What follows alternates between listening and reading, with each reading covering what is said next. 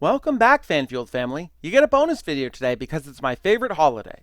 In this especially spooky video, we're going to look at a creature that is both horrific and truly sinister. Star Wars has no shortage of terrifying species, creatures, and locations, but this particular entity? We know almost nothing about it, beyond that we should be very, very afraid of it. This ancient Eldritch horror was so fearsome, even the Celestials, the gods of the Star Wars universe, feared it. This is Mnggal-Mnggal.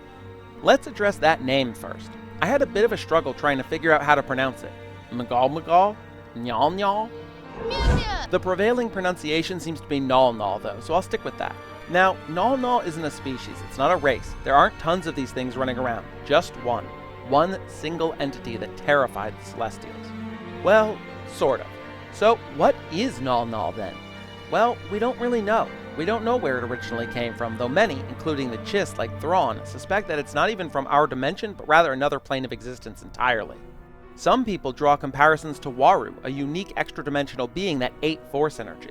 We do know that it's ancient, so old in fact that it was present when the vast majority of the Celestials left the galaxy, 30,000 years before the events of the movies. There are no records of species like it in the galaxy, not even in vast databases like the Jedi Archives or the University of Sandra.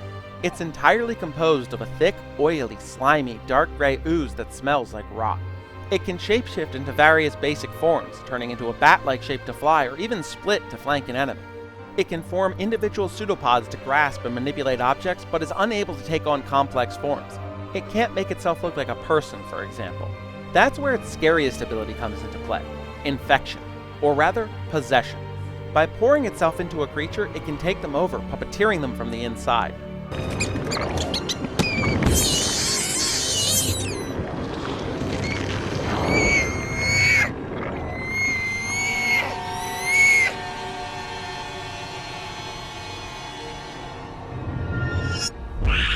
While Mnggal-Mnggal can possess animals, things like Nexu or Banthas, it prefers sentient beings, and the moment a being touches a pool of Mnggal-Mnggal, their fate is sealed. Mnggal-Mnggal rushes over the victim, and if it can't force its way into the being's mouth, it slips in through the nose, the ears, even the pores. Once inside, Mnggal-Mnggal immediately flows up into the skull and digests the brain, then proceeds to devour the internal organs and tissues, building its own mass as it goes. 24 hours later, the victim is dead, their body hollowed out and filled entirely with Mnggal-Mnggal. What's left of the victim's body is now completely in Mnggal-Mnglal's control, and it can manipulate the body with enough precision to use weapons or even drive vehicles. However, it's easy to spot one of these Mnggal-Mnggal zombies. They move stiffly, have a vacant gaze, and, when at rest, are completely still. They don't even breathe. The voice has a buzzing edge and lacks the natural intonations of speech, as Mnggal-Mnggal has devoured the lungs and vocal cords.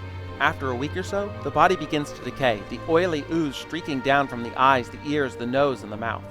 Mnggal-Mnggal can also infect through the zombified body by vomiting itself onto the face of a new victim. Mnggal-Mnggal can even have multiple zombies at once. Remember, it can split itself at will, with no upper limit. Tens of thousands of years ago, it wiped out all life on the planet Mnggal-Mnggal. It proliferated so much that it replaced the seas, the rivers, fossilized the trees. Over its thousands of years, it spread across many planets, whether in the vast volumes seen on its homeworld or in small pools in the sewers of populated worlds. Despite these vast distances, all of Mnggal-Mnggal was connected, a single being, not a hive mind. Some primitive planets even worshipped Mnggal-Mnggal as the rot god. Don't be fooled, Mnggal-Mnggal is sentient. Not only that, it's cruel, malevolent, sadistic. It seems to thrive more on the entertainment of causing suffering than by devouring a subject. Sowing dissent to cause people to turn on one another, inflicting physical and psychological torture, picking people off one by one while their loved ones watch helpless. Everybody's a suspect! One of its favorite tricks is reanimating the corpse of a child to taunt the youngling's grieving parents. When in its natural state, it speaks in dreamlike statements, often in riddles, metaphors, and, much like the Gravemind from Halo, in verse. I am a timeless chorus, a sweet unity of purpose. Join your voice with mine, and sing victory everlasting.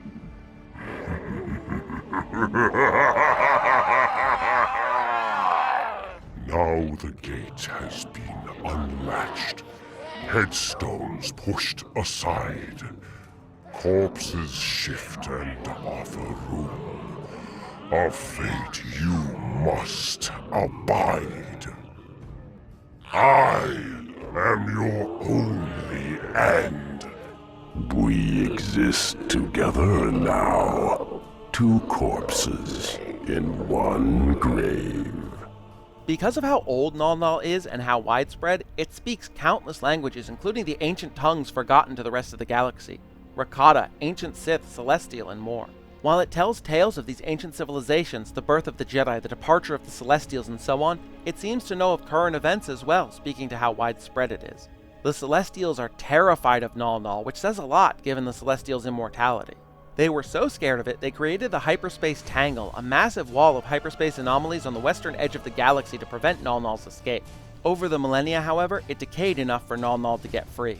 When gods are scared of something, you probably should be as well. I doubt we'll see Mnggal-Mnggal in canon. It's too dark for Disney's generally family-friendly tone. Sure, we've seen some dark stuff in Disney Star Wars, but nothing like reanimating a deceased child to torment its grieving mother.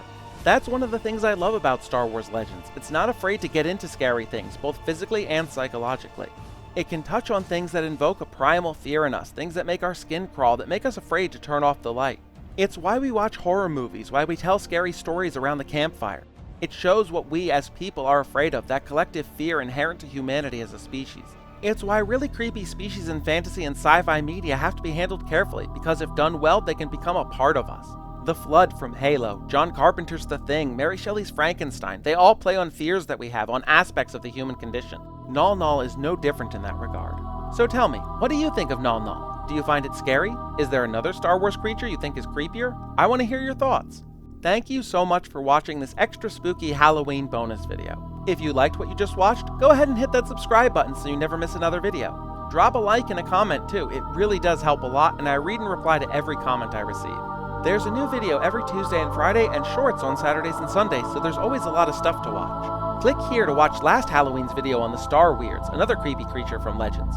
Thank you again so much for watching, have a fun and safe Halloween, and I'll see you in the next one.